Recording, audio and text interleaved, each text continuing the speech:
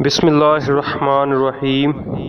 ابو سفیان بن حرب نے یہ واقعہ بیان کیا کہ ہرقل شاہ روم نے ان کے پاس قریش کے قافلے میں ایک آدمی بلانے کو بھیجا۔ اس وقت یہ لوگ تجارت کے لیے ملک شام گئے ہوئے تھے، اور یہ وہ زمانہ تھا جب رسول اللہ صلی اللہ علیہ وسلم نے قریش اور ابو سفیان سے ایک وقتی عہد کیا ہوا تھا۔ جب ابو سفیان اور دوسرے لوگ ہرقل کے پاس ایلیہ پہنچے جہاں ہرقل نے دربار طلب کیا تھا، اس کے گرد روم کے بڑے بڑے لوگ، علماء، وزراء اور امراء بیٹھے ہوئے تھے۔ ہرقل نے ان کو اور اپنے ترجمان کو بلایا، پھر ان سے پوچھا کہ تم میں سے کون شخص مدعی رسالت کا زیادہ قریبی عزیز ہے؟ ابو سفیان کہتے ہیں کہ میں بول اٹھا کہ میں اس کا سب سے زیادہ قریبی رشتہ دار ہوں۔ یہ سن کر ہرقل نے حکم دیا کہ اس کو ابو سفیان کو میرے قریب لا کر بٹھاؤ اور اس کے ساتھیوں کو اس کی پیٹھ کے پیچھے بٹھا دو۔ پھر اپنے ترجمان سے کہا کہ ان لوگوں سے کہہ دو کہ میں ابو سفیان سے اس شخص کے یعنی محمد صلی اللہ علیہ وسلم کے حالات پوچھتا ہوں۔ اگر یہ مجھ سے کسی بات میں جھوٹ بول دے تو تم اس کا جھوٹ ظاہر کر دینا۔ ابو سفیان کا قول ہے کہ اللہ کی قسم، اگر مجھے یہ غیرت نہ آتی کہ یہ لوگ مجھ کو جھٹلائیں گے تو میں آپ صلی اللہ علیہ وسلم کی نسبت ضرور غلط گوئی سے کام لیتا۔ خیر، پہلی بات جو ہرقل نے مجھ سے پوچھی وہ یہ کہ اس شخص کا خاندان تم لوگوں میں کیسا ہے؟ میں نے کہا کہ وہ بڑے اونچے اعلیٰ نسب والے ہیں۔ کہنے لگا، اس سے پہلے بھی کسی نے تم لوگوں میں ایسی بات کہی تھی؟ میں نے کہا نہیں۔ کہنے لگا، اچھا، اس کے بڑوں میں کوئی بادشاہ ہوا ہے؟ میں نے کہا نہیں۔ پھر اس نے کہا، بڑے لوگوں نے اس کی پیروی اختیار کی ہے یا کمزوروں نے؟ میں نے کہا نہیں، کمزوروں نے۔ پھر کہنے لگا، اس کے تابع دار روز بڑھتے جاتے ہیں یا کوئی ساتھی پھر بھی جاتا ہے؟ میں نے کہا نہیں۔ کہنے لگا، کیا آپ نے اس دعوے نبوت سے پہلے کبھی کسی بھی موقع پر اس نے جھوٹ بولا ہے؟ میں نے کہا نہیں۔ اور اب ہماری اس سے صلح کی ایک مقررہ مدت ٹھہری ہوئی ہے، معلوم نہیں وہ اس میں کیا کرنے والا ہے۔ ابو سفیان کہتے ہیں کہ میں اس بات کے سوا اور کوئی جھوٹ اس گفتگو میں شامل نہ کر سکا۔ ہرقل نے کہا، کیا تمہاری اس سے کبھی لڑائی بھی ہوتی ہے؟ ہم نے کہا ہاں۔ بولا، پھر تمہاری اور اس کی جنگ کا کیا حل ہوتا ہے؟ میں نے کہا، لڑائی ڈول کی طرح ہے، کبھی وہ ہم سے میدان جنگ جیت لیتے ہیں اور کبھی ہم ان سے جیت لیتے ہیں۔ ہرقل نے پوچھا، وہ تمہیں کس بات کا حکم دیتا ہے؟ میں نے کہا، وہ کہتا ہے کہ صرف ایک اللہ ہی کی عبادت کرو، اس کا کسی کو شریک نہ بناؤ، اور اپنے باپ دادا کی شرک کی باتیں چھوڑ دو، اور ہمیں نماز پڑھنے، سچ بولنے، پرہیزگاری اور صلہ رحمی کا حکم دیتا ہے۔ یہ سب سن کر پھر ہرقل نے اپنے ترجمان سے کہا، ابو سفیان سے کہہ دے کہ میں نے تم سے اس کا نسب پوچھا تو تم نے کہا کہ وہ ہم میں عالی نسب ہیں، اور پیغمبر اپنی قوم میں عالی نسب ہی بھیجے جایا کرتے ہیں۔ میں نے تم سے پوچھا کہ دعویٰ نبوت کی یہ بات تمہارے اندر اس سے پہلے کسی اور نے بھی کی تھی تو تم نے جواب دیا کہ نہیں۔ تب میں نے اپنے دل میں کہا کہ اگر یہ بات سے پہلے کسی نے کہی ہوتی تو میں سمجھتا کہ شخص نے بھی اسی کی بات کی تقلید کی ہے جو پہلے کہی جا چکی ہے۔ میں نے تم سے پوچھا کہ اس کے بڑوں میں کوئی بادشاہ بھی گزرا ہے؟ تم نے کہا کہ نہیں۔ تو میں نے دل میں کہا کہ ان کے بزرگوں میں سے کوئی بادشاہ ہوا ہوگا تو کہہ دوں گا کہ وہ شخص اس بہانہ اپنے آباء و اجداد کی بادشاہت اور ان کا ملک دوبارہ حاصل کرنا چاہتا ہے۔ اور میں نے تم سے پوچھا کہ اس بات کے کہنے یعنی پیغمبری کا دعویٰ کرنے سے پہلے تم نے کبھی اس کو دروغ گوئی کا الزام لگایا ہے؟ تم نے کہا نہیں۔ تو میں نے سمجھ لیا کہ جو شخص آدمیوں کے ساتھ دروغ گوئی سے بچے وہ اللہ کے بارے میں کیسے جھوٹی بات کہہ سکتا ہے۔ اور میں نے تم سے پوچھا کہ بڑے لوگ اس کی پیروی ہوتے ہیں یا کمزور آدمی؟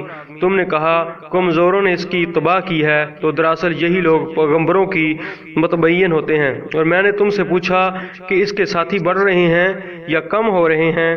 تم نے کہا کہ وہ بڑھ رہے ہیں، اور ایمان کی کیفیت یہی ہوتی ہے حتیٰ کہ وہ کامل ہو جاتا ہے۔ اور میں نے تم سے پوچھا کہ ان آیا کوئی شخص اس کے دین سے ناخوش ہو کر مرتد بھی ہو جاتا ہے؟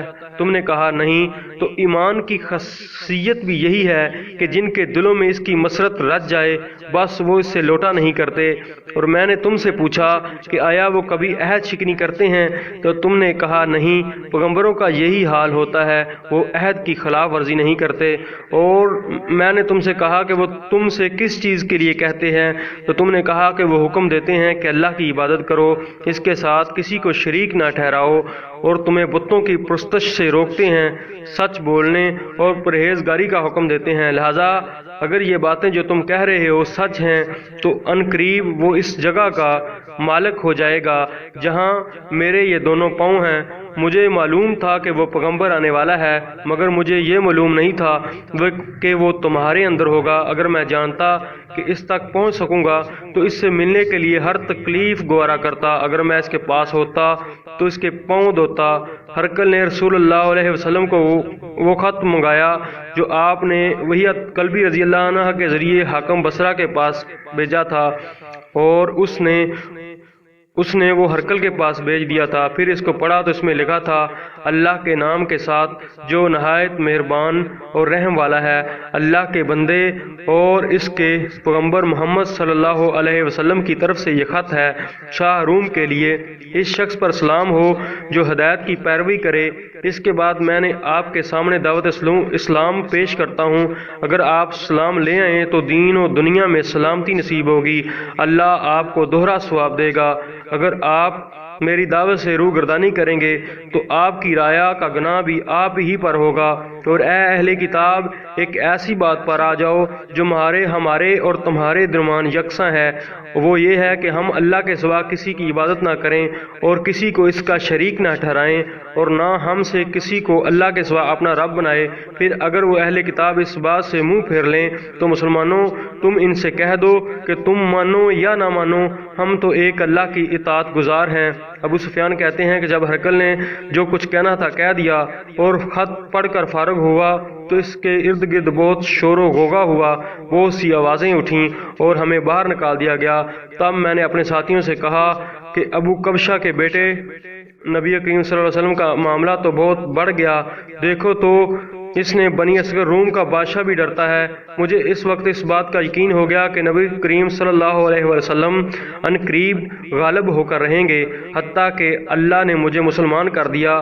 راوی کا بیان ہے کہ ابن نطور ایلیا کا حاکم ہرقل کا مصائب اور شام کے نصاری کا لاٹ پادری بیان کرتا تھا کہ ہرقل جب ایلیا آیا ایک دن صبح کو پریشان اٹھا تو اس کے درباریوں نے دریافت کیا کہ آج آپ کی حالت بدلی ہوئی پاتے ہیں، کیا وجہ ہے؟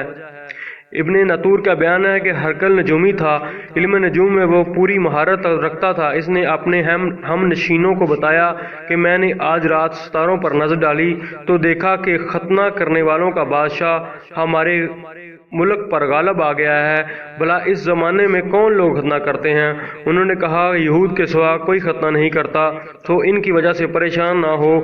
سلطنت کے تمام شہروں میں یہ حکم لکھ بھیجیے کہ وہاں جتنے یہودی ہیں سب کو قتل کر دیے جائیں۔ وہ لوگ انہیں باتوں میں مشغول تھے کہ ہرقل کے پاس ایک آدمی لایا گیا جسے شاہ غسان نے بھیجا تھا۔ اس نے رسول اللہ صلی اللہ علیہ وسلم کے حالات بیان کیے۔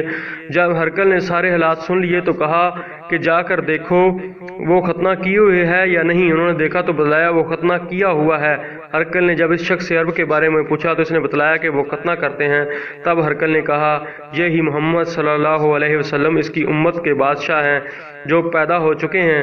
پھر اس نے اپنے ایک دوست کو رومیہ خط لکھا اور وہ بھی علم نجوم میں ہرقل کی طرح مار تھا۔ پھر وہاں سے ہرقل حمص چلا گیا۔ ابھی حمص سے نکلا تھا کہ اس کے دوست کا خط اس کے جواب میں آ گیا۔ اس کی رائے بھی نبی کریم صلی اللہ علیہ وسلم کے ظہور کے بارے میں ہرقل کے موافق تھی کہ محمد صلی اللہ علیہ وسلم واقعی پیغمبر ہیں۔ اس کے بعد ہرقل نے روم کے بڑے آدمیوں کو اپنے حمص کے محل میں طلب کیا اور اس کے حکم سے محل کے دروازے بند کر لیے گئے۔ پھر وہ اپنے خاص محل سے باہر آیا، کہا اے روم والو، کیا ہدایت اور کامیابی میں کچھ حصہ تمہارے لیے بھی ہے؟ اگر تم اپنی سلطنت کی بقا چاہتے ہو تو پھر اس نبی کی بیعت کر لو اور مسلمان ہو جاؤ۔ یہ سننا تھا کہ پھر وہ لوگ وحشی گدھوں کی طرح دروازوں کی طرف دوڑے مگر انہوں نے بند پایا۔ آخر جب ہرقل نے اس بات سے ان کی یہ نفرت دیکھی اور ان کے ایمان لانے سے مایوس ہو گیا تو کہنے لگا ان لوگوں کو میرے پاس لاؤ۔ جو وہ دوبارہ آئے تو اس نے کہا میں نے جو بات کہی ہے اس سے تمہاری دینی پختگی کی آزمائش مقصود تھی، سو وہ میں نے دیکھ لی۔ تب یہ بات سن کر وہ سب کے سب اس کے سامنے سجدے میں گر پڑے، اس سے خوش ہو گئے۔ بالآخر ہرقل کی آخری حالت یہی رہی کہ ابو عبداللہ کہتے ہیں کہ اس حدیث کو صالح بن کسان، یونس اور معمر نے بھی زہری سے روایت کیا ہے۔